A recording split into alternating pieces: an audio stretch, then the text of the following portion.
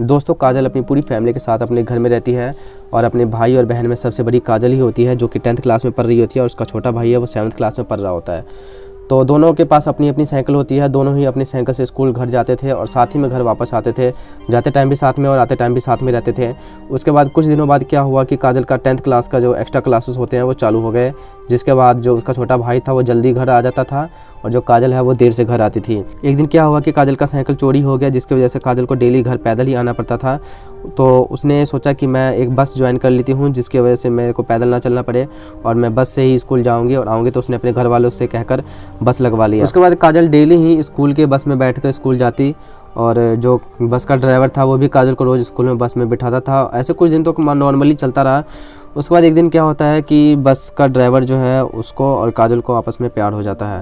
हालांकि बस का ड्राइवर लड़का था, लेकिन वह दिखने में काला और दिल का बहुत अच्छा था। और यहाँ काजल बहुत ही चंचल स्वभाव की थी और उसे पढ़ाई के लिए रोज़ बस से ही स्कूल जाना पड़ता था, इसलिए काजल भी उस ड्राइवर को पसंद करने लगी थी। लेकिन दोनों एक दूसरे से अपने प्यार का इजहार नहीं कर पा रहे थे और एक दिन स्कूल बस के ड्राइवर ने हिम्मत जुटाई और आखिरकार काजल के लिए अपने प्यार का इजहार कर ही लिया। क्योंकि काजल भी उसे पसंद करने की लगी थी, इसलिए उसने बस ड्राइवर के प्यार के इजहार को स्वीकार कर लिया। और इधर काजल की 10वीं की परीक्षा भी नज़दीक आ रही थी और काजल का पढ़ाई में कुछ भी मन नहीं लग रहा था। धीरे धीरे कुछ दिन बीत गए और आखिरकार 10वीं की परीक्षा भी शुरू हो गई और काजल ने पूरी परीक्षा दी।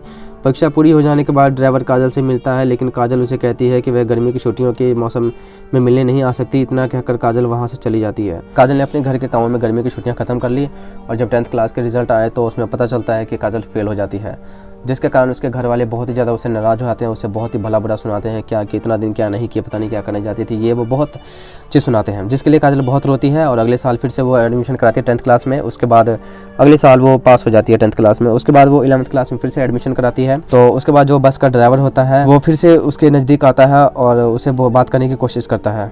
तो काजल है जो उसे साफ साफ कहती है कि आज के बाद ना मुझसे मिले और ना ही मुझसे बात करने की कोशिश करें, क्योंकि मैं आगे की अच्छे से पढ़ाई करना चाहती हूँ। यह कहकर काजल वहाँ से चली जाती है।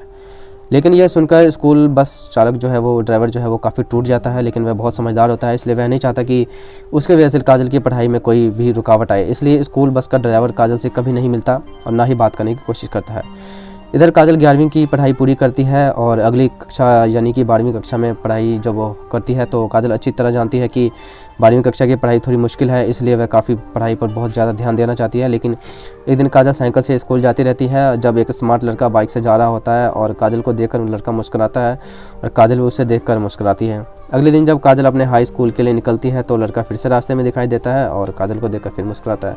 ये देखकर काजल भी मुस्कुराने लगती है और कुछ दिनों तक ऐसे ही चलते चलते काजल को मतलब कि समझ सकते हो फिर से उसको उस लड़के से प्यार हो गया और काजल को उस ड्राइवर को भूलकर उस लड़के से बहुत ही ज़्यादा वो प्यार करने लगी। उस लड़के को भी काजल से बहुत ज़्यादा प्यार हो जाता है। इधर काजल स्कूल जाने के बहाने उस लड़के के साथ घूमती रहती, उसे इन दोनों के बीच बहुत ही ज़्यादा गहरा प्यार हो जाता है, जिससे काजल का मन पढ़ाई पर नहीं लग पाता, क्योंकि काजल वही गलती कर रही थी जो उसने 10th क्लास में किया था।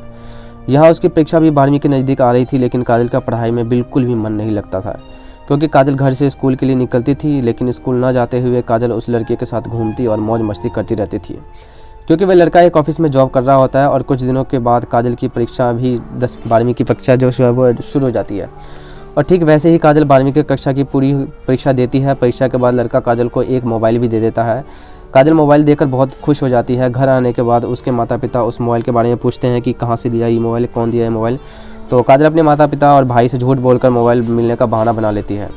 काजल उस लड़के से चोरी छिपे मोबाइल पर बात करती रहती है और बहाने से लड़के से मिलने जाती रहती है। कुछ दिनों के बाद 12वीं क्लास के जो रिज़ल्ट है वो आ जाते हैं। उसमें पता चलता है कि काजल फिर से फेल हो गई है। तो इस बारी फेल होने के साथ साथ काजल के माता पिता को उस लड़के और काजल के रिश्ते के बारे में भी पता चल जाता है और इस हरकत से काजल के माता पिता बहुत नाराज़ हो जाते हैं और काजल की इस हरकत के कारण उनके माता पिता काजल की शादी करने का फैसला करते हैं। यह सुनकर काजल बहुत रोती है और काजल की इस तरह हरकत के कारण काजल के माता पिता उस घर से बाहर भी नहीं जाने देते। लेकिन एक दिन रात को सभी के सो जाने के बाद काजल अपने मोबाइल से लड़के को कॉल करती है और अपनी शादी के बारे में सब कुछ बता देती है। लेकिन लड़का काजल से शादी करना चाहता है, इसलिए लड़का काजल के माता पिता से शादी की बात करने वाला ही होता है।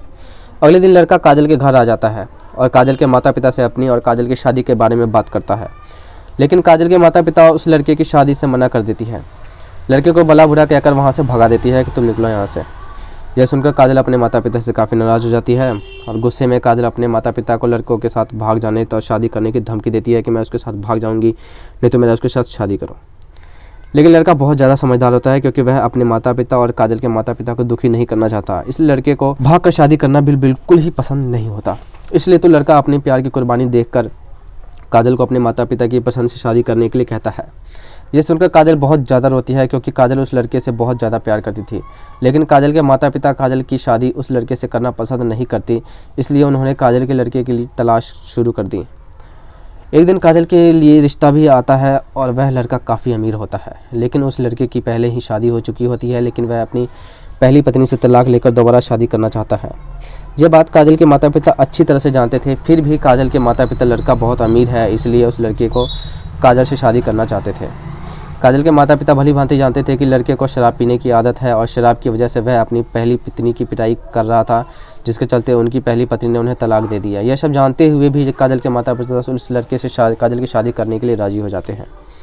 काजल मजबूरी में अपने माता पिता के कहने पर लड़के से शादी कर लेती है, लेकिन शादी के कुछ दिनों बाद जब लड़का फिर से शराब पीकर घर लौटता है तो वही हरकत काजल के साथ भी करता है।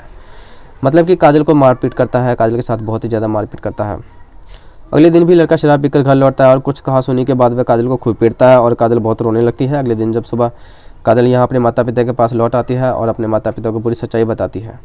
यह सुनकर काजल के माता पिता चौंक जाते हैं, लेकिन काजल के पिता की तबीयत ख़राब हो जाती है और अधिक तबीयत ख़राब होने के बाद टाइम पर दवा भी नहीं मिलती है, जिससे काजल की जो पिता है उसकी मौत हो जाती है। पिता की मौत के बाद काजल की माँ तथा उसके भाई को बहुत ही बड़ा झटका लगता है क्योंकि परिवार का कोई मुख्य सदस्य खुद से बहुत दूर चला जाता है तो उसका दर्द क्या होता है यह आप बखूबी जानते हैं। और कुछ दिनों के बाद काजल और अपने पति से डिवोर्स ले लेती है और अपनी माँ और अपने भाई के साथ खुशी खुशी रहती है। तो दोस्तों, इस वीडियो में मैंने एक सच्ची कहानी पेश की है। तो friends, don't ever compare yourself to other, stay focused on your own journey and leave footprints behind. तो दोस्तों, आपको ये रियल स्टोरी कैसी लगी आप मैं नीचे कमेंट करके बताएं और ऐसे ही रियल स्टोरीज पाने के लिए आप हमारे चैनल को सब्सक्राइब करें और इस स्टोरी को उस फ्रेंड्स के पास शेयर करें जो कि बहुत ही ज़्यादा गहरे प्यार में डूबे हुए हैं। तो चलिए फ्रेंड्स, मिलते हैं फिर नेक्स्ट वीडियो में, तब तक के लिए जय हिंद, वंदे मातरम।